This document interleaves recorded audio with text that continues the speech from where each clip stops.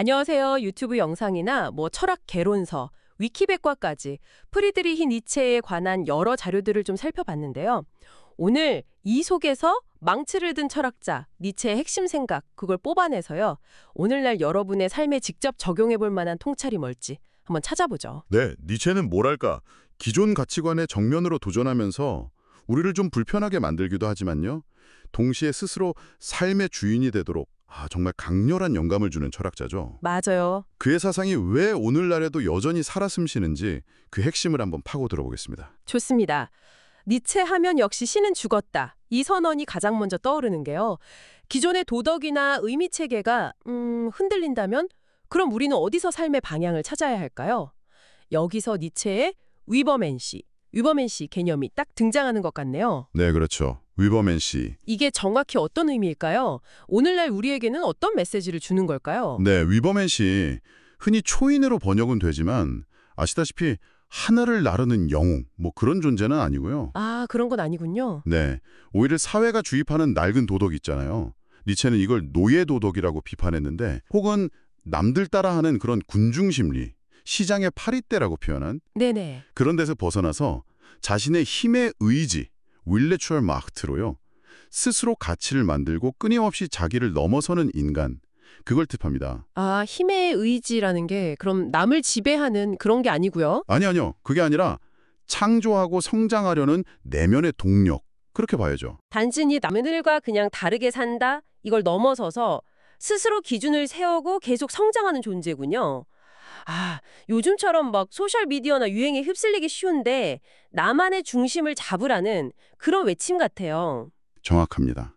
니체가 말한 그 낙타, 사자, 아이 비유나 입안의 뱀을 확 물어뜯는 양치기 이야기도 결국 이런 자기 극복의 과정인 거겠네요. 네, 맞아요. 줄어진 집만 지는 수동적인 낙타 단계를 넘어서 기존의 억압에 저항하는 사자가 되고 마침내 어린아이처럼 순수하게 자신의 세계를 창조하는 단계, 그 단계로 나아가라는 거죠. 결정적인 순간에 뭔가 용기가 필요하다는 거네요. 그렇죠. 낡은 자신을 깨트리는 용기. 모두가 가야 할 그런 길은 없다는 니체의 말처럼 결국 여러분만의 길을 창조하라는 그런 촉구입니다. 근데 니체는 평생 심한 질병에 시달렸다고 하죠. 그런 고통 속에서 어떻게 삶을 긍정할 수 있었을까요? 나를 죽이지 못하는 것은 나를 더 강하게 만든다. 이 말은 참 유명한데 네, 유명하죠. 실제 삶의 어려움 앞에서 아모르 파티, 운명을 사랑하라. 아, 이거 쉽지 않을 것 같은데요.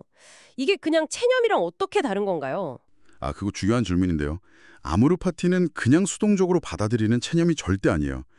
오히려 삶의 모든 것, 기쁨이나 성공뿐만 아니라요.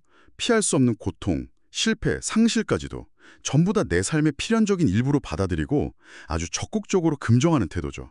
적극적으로요. 네.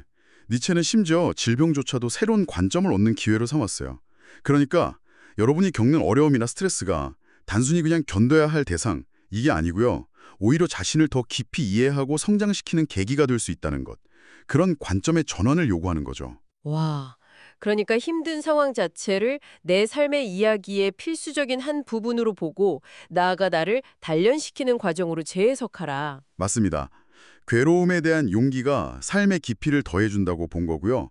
그리고 이 운명에는 니체의 또 다른 핵심 사상이죠. 영원 회귀, Die ewige Wiederkunft와 연결됩니다. 영원 회귀요? 아, 모든 게 영원히 반복된다는 거? 네.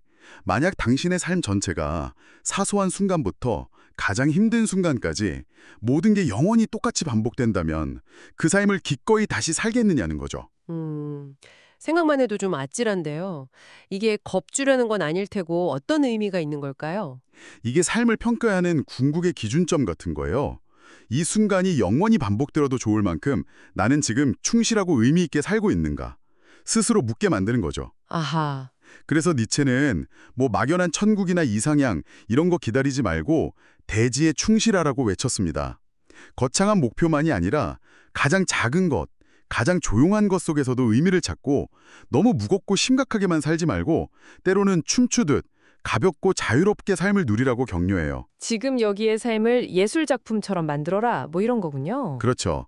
일종의 윤리적 명령인 셈이죠. 지금 이 순간의 가치를 최대로 끌어올려라. 알겠습니다. 근데 니체 사상이 나치즘에 이용되었다는 그 어두운 역사도 있지 않습니까? 이 부분은 좀 명확히 짚고 넘어가야 할 것 같아요. 네, 이건 반드시 짚어야 할 오해입니다. 니체의 여동생 엘리자베트가 그의 유고를 정말 심각하게 왜곡하고 편집했어요.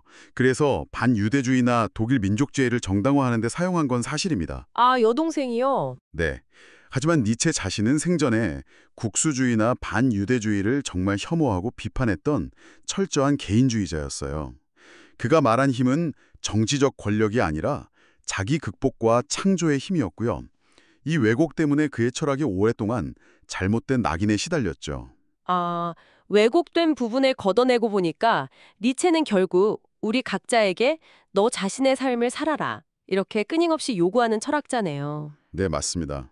당신은 사회나 타인이 정해준 길이 아니라 스스로 가치를 만들고 있는가? 삶의 기쁨뿐 아니라 고통까지 끌어안고 온전히 긍정하고 있는가? 이런 질문들이요. 정확해요.